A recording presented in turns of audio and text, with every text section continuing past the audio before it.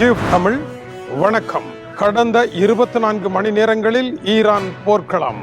ஈரானுடைய தாக்குதலில் 2 வெளிநாட்டு கப்பல்கள் தாக்குதலுக்கு உள்ளாகி எரிந்து கொண்டிருக்கின்றன. இரண்டாவது, இந்த தாக்குதலில் அதாவது ஈராக்கினுடைய பஸ்ரா நகரத்தில் அமெரிக்காவினுடைய கப்பல் ஒன்று தாக்குதலுக்கு உள்ளாகி இந்திய மாலுமி ஒருவர் மரணம் அடைந்திருக்கிறார். ஈரான் ஹிஸ்புல்லா இருவரும் இணைந்து இஸ்ரேல் மீது நடத்திய தாக்குதல்களில் மழை போல குண்டுகள் பொழிந்து பெரும் சேதம் ஏற்பட்டிருப்பதாக அறிவிக்கப்பட்டிருக்கின்றது. இதற்கு மேல் தாக்கு பிடிக்க முடியாது, அமைதி பேச்சொன்றை ஆரம்பிக்க வேண்டும் என்று பிரான்சிய அதிபர் எமானுவேல் மேக்ரோங் தெரிவித்திருக்கின்றார். உலக நாடுகளில் எரிபொருள் மீதான விலை அதிகரித்து செல்லுகின்றது. ஆஸ்திரேலியா, நியூசிலாந்து ஆகிய நாடுகள் தங்களுடைய நாட்டில் ஒரு நாளை வாகனங்கள் ஓடாமல் நிறுத்தப்படும் நாளாக அறிவிக்க இருப்பதாகவும் அதன் மூலமாக எரிபொருள் பற்றாக்குறையை மீதம் பிடிக்க இருப்பதாகவும் அறிவித்திருக்கின்றார்கள். ஈரானுக்கு எதிராக படையெடுக்க இருப்பதாக அறிவிக்கப்பட்ட குர்டிஸ்தானினுடைய பகுதியில் ஏவுகணை தாக்குதல் ஒன்று நடைபெற்றிருக்கின்றது. பெண்கள் பாடசாலை மீது நடத்தப்பட்ட தாக்குதலில் 100க்கும் மேற்பட்ட பெண் பிள்ளைகளினுடைய மரணத்துடன் அமெரிக்காவினுடைய தாக்குதல் தொடர்புடையதாக இருப்பதனால் வியட்நாம் போருக்கு பின்னர் வியட்நாம் மைலாய் என்று கூறப்படுகின்ற மோசமான தாக்குதலை அமெரிக்கா நடத்தியது போல இந்த தாக்குதலும் இடம்பெற்றிருக்கின்றது என்று அமெரிக்காவினுடைய எதிரணியினர் இணைந்து போர்க்கோலம் கிளப்பி இருக்கின்றார்கள் டொனால்ட் ட்ரம்பிற்கு எதிராக. இதுவரை மத்திய கிழக்கு விமான நிலையங்களில் தங்கி இருந்தவர்கள் பெருந்தொகையானவர்கள் அந்த விமான நிலையங்களை விட்டு வெளியேறி இருக்கின்றார்கள். தனியார் விமானங்கள் மூலமாக ஓமானில் இருந்து தினசரி 15 விமானங்கள் என்கின்ற அடிப்படையில் இவர்கள் வெளியேற்றப்பட்டிருக்கின்றார்கள். அதேவேளை மறுபடியும் துபாய் வழியாக இலங்கைக்கு பல பயணிகள் பிரான்ஸ் நாட்டில் இருந்து வந்து சேர்ந்திருக்கின்றார்கள். 50 பேருடன் புறப்பட்ட இந்த விமானம் துபாயில் இறக்கப்பட்டு அதன் பின்னதாக விரைவாக இலங்கைக்கு மக்கள் நிறைந்த கூட்டமாக வந்ததாகவும் அறிவிக்கப்படுகின்றது. எருசலேம் மீது ஈரானுடைய தாக்குதல் நடைபெற்றிருக்கின்றது. பலத்த சத்தத்துடன் இப்பொழுது குண்டொன்று வெடித்திருக்கின்றது. குவைத்தில் ஆளில்லா விமானம் ஒன்று தாக்குதலுக்கு உள்ளாகி சுட்டு வீழ்த்தப்பட்ட பொழுது சிதறிய துணிக்கைகள் அந்த நாட்டின் மின்சாரம் வழங்குகின்ற பிரதான கேபிள்கள் 6 கேபிள்களை அறுத்து துண்டாக்கியதனால் அப்பிராந்தியம் முழுவதும் இருளில் கிடக்கின்றன. தாய்லாந்து நாட்டினுடைய கப்பல் ஈரானுடைய தாக்குதலுக்கு உள்ளாகி எரிந்து கொண்டிருப்பதை தொடர்ந்து தாய்லாந்து அரசு ஈரானுடைய தூதுவரை அழைத்து பேசியிருக்கின்றது. கடந்த 24 மணி நேரங்களில் நடைபெற்றிருக்கின்ற நிகழ்வுகள் இவை. ஆனால் 3 முக்கிய நிகழ்வுகள் இங்கு முக்கியமாக இடம் பிடிக்கின்றன. ஆபரேஷன் எபிக் ஃபியூரி என்கின்ற அமெரிக்காவினுடைய தாக்குதல் அழகிய நகரமாகிய துபாய் பயணிகளுக்கும் மக்களுக்கும் நரக லோகமாக மாறியிருப்பதாக அறிவிக்கப்படுகின்றது. 12வது தினத்தில் போர் கால் வைத்திருக்கின்ற இந்த வேளையில் ஹிஸ்புல்லா ஈரான் இணைந்த தாக்குதல்கள் அதிமுக்கியமான இடத்தை பிடித்திருக்கின்றன. இஸ்ரேலினுடைய துறைமுக நகரம் பற்றி எரிந்து கொண்டிருக்கின்றது. யாரும் எதிர்பாராதவாறு இதுவரை காலமும் மத்திய கிழக்கு நாடுகள் தாக்குதலுக்கு உள்ளாகி சேதமடைந்தது போல இஸ்ரேலினுடைய கடற்கரை நகரம் பெரும் சேதமடைந்திருக்கின்றது. லெபனானுடைய மக்கள் போரை விரும்பவில்லை.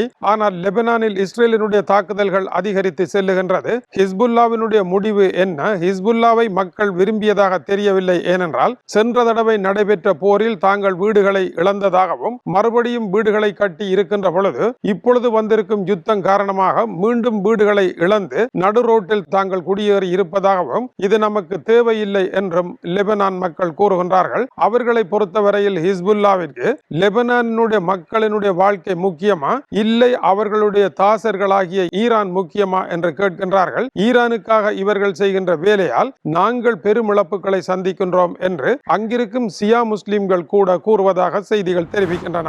486 பேர் இதுவரை மரணமடைந்திருக்கின்றார்கள். 84 பிள்ளைகள் கொல்லப்பட்டிருக்கின்றார்கள். 8 லட்சம் பேர் வாழிடங்களை விட்டு தலைதெறிக்க ஓடி இருக்கின்றார்கள் லெபனானில். நேற்று இஸ்ரேல் நடத்திய தாக்குதலில் வீடுகளை விட்டு ஓடியவர்கள் எண்ணிக்கை 1,20,000 ஆகும். குடியிருப்பு தொகுதி மீது இந்த தாக்குதல் நடத்தப்பட்டு அது எரிந்து கொண்டிருக்கின்றது.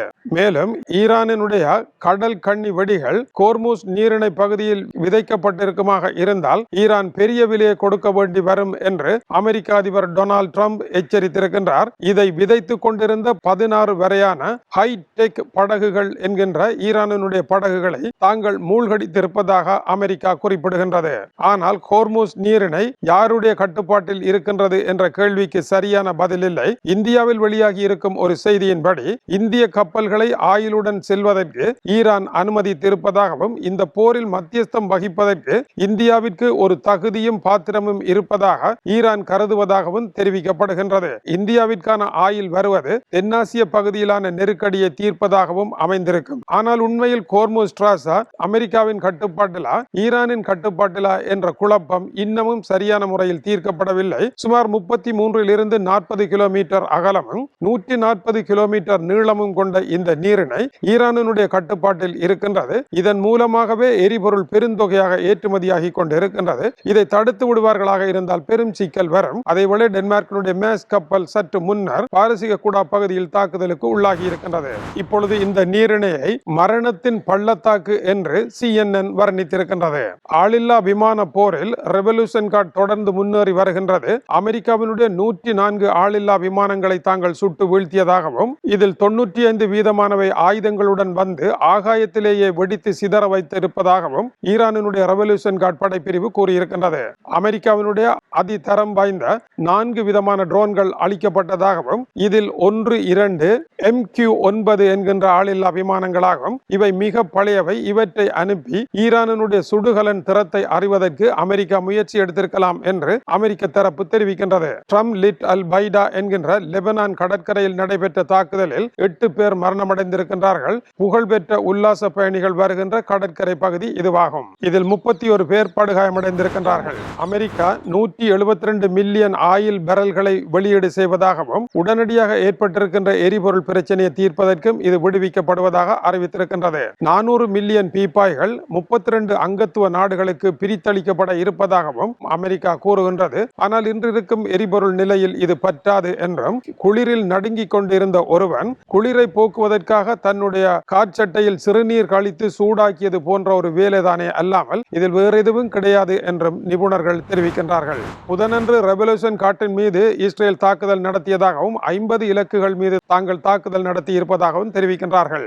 இதுபோல சவுதி அரேபியாவில் இருக்கின்ற அமெரிக்காவினுடைய 2 தளங்கள் அல் கார்ஜ் அடுத்தது அல் அஸ்ட்ரக் ஆகிய 2 தளங்களும் தாக்குதலுக்கு உள்ளாகி இருக்கின்றது. சேத விவரம் தெரியவில்லை.